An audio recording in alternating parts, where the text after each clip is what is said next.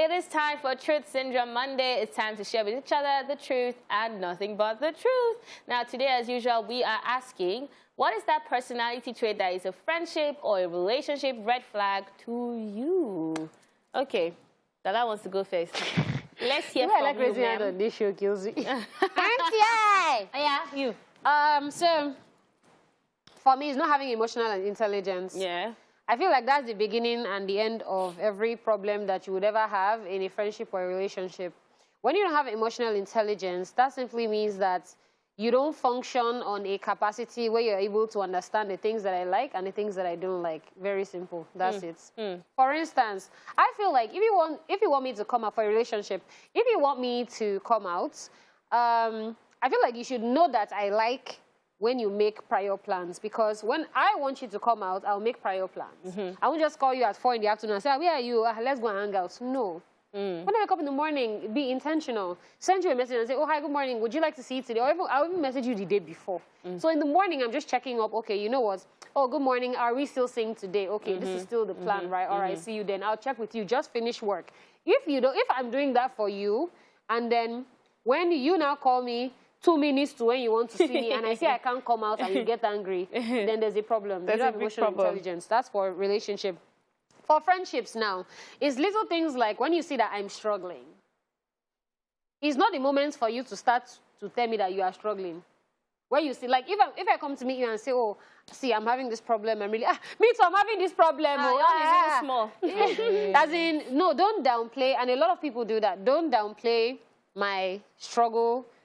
Like, you can be struggling at a different time. Just not right when I brought it. Because if it was big enough, you would have brought it to me first. So if I'm bringing it to you, also we have emotional intelligence to understand that I probably just need a listening ear. I'm not even particularly asking you to do anything. It's just, I need to vent. So sometimes, so it's just, for me, it still boils down to emotional intelligence. That's what I'm saying. Everything just, like, it just circulates around that. So please, emotional intelligence, very important. Thank you very much, and God bless.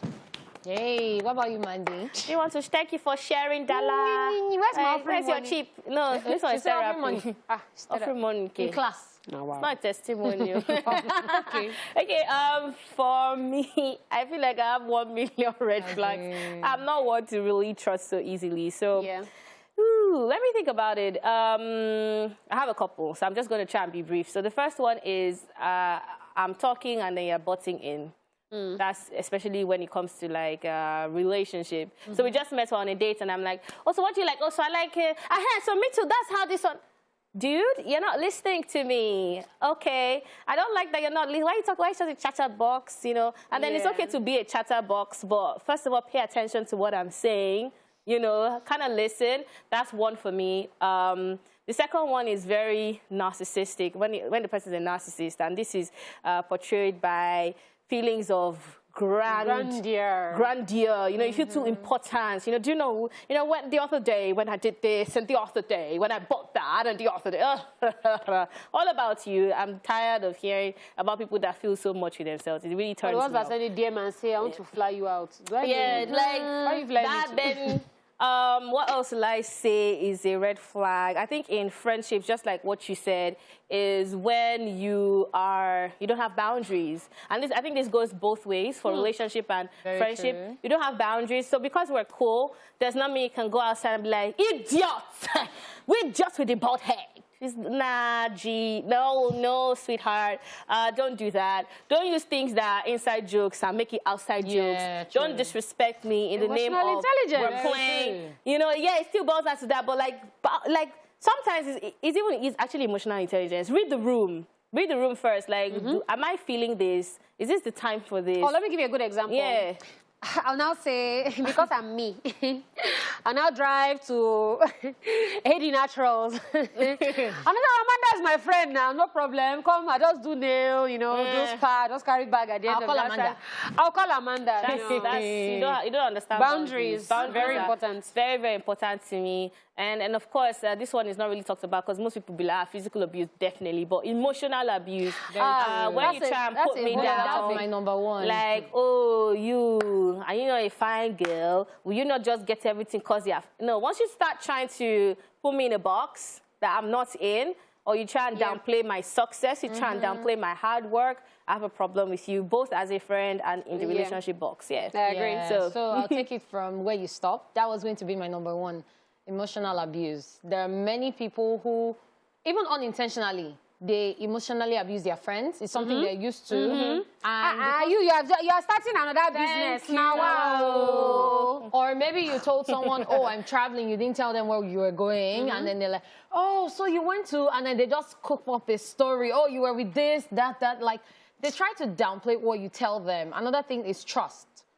If there is no trust, then there is no point. Because if I'm telling you this, and then you're believing something else, and in your head, you've already cooked up a story, either as a friend or in a relationship, in friendship or relationship, that is a red flag, because it means there is nothing you want to spew. There's nothing that will come out of your mouth that the person will trust. The person will only be enduring because they feel they like you or because of one or two things they want to get from you. Another thing is consistency. If you are very inconsistent, my sister, imagine someone that tells you, oh, we're going to do this, we're going to do that, and then last minute they're like, this thing is not available. If you see what is happening now, it cannot work, this, that. Like, if it wasn't going to happen, you should have told me hours before. They'll now gaslight you and make you now feel bad. Thank you. Not you.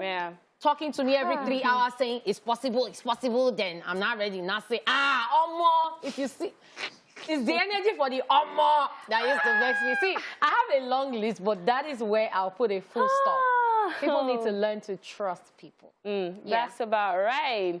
All right, so we have shared ours. Yeah, we've all shared ours, as you heard. And when we come back from this break, we'll also love to hear from you regarding the TSM question.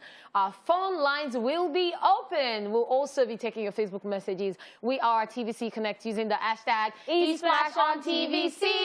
In the meantime, let's see what people out there have to say. TSM, it's Truth Syndrome Monday. What actually stands as a red flag in a person is actually the person being lousy, talking too much.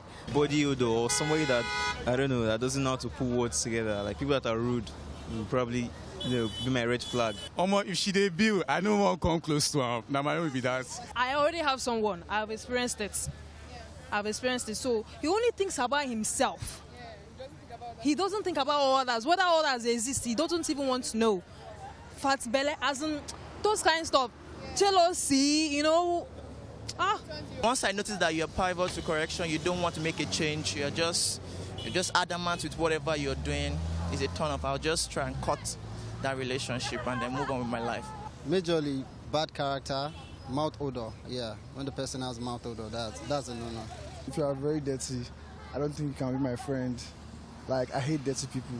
A person that is rude, I don't think I can really tolerate such, because they always think more highly of themselves. I get bloody pissed whenever I meet hardy people, because it just means basically if you make plans with them, the possibility that they will actually be available for the time that you guys actually made.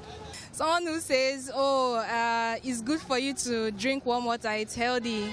And then the person is busy drinking cold water every day, you know, that kind of thing. If you don't have a good character, we are not going to roll. The first thing is pride. Yeah, once I notice pride, it's a turn off for me. From my experience, there's this person I was with, or a friend of mine, child. Anytime I walk in together, he's always greeting everybody, even people that does not know.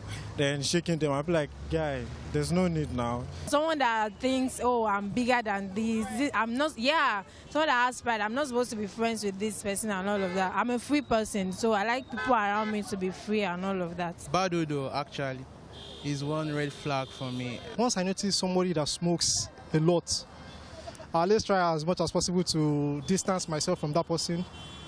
And when I notice that you're always trying to take an advantage of somebody. Someone that's too dramatic, someone that's too jealous, like you easily get envious of someone, or too greedy. You know, Olujokokokoro, those people, what did they say it in Yoruba? Ojukokoro, those people with big eyes, hair, I don't like, or people that has this tiffy friend.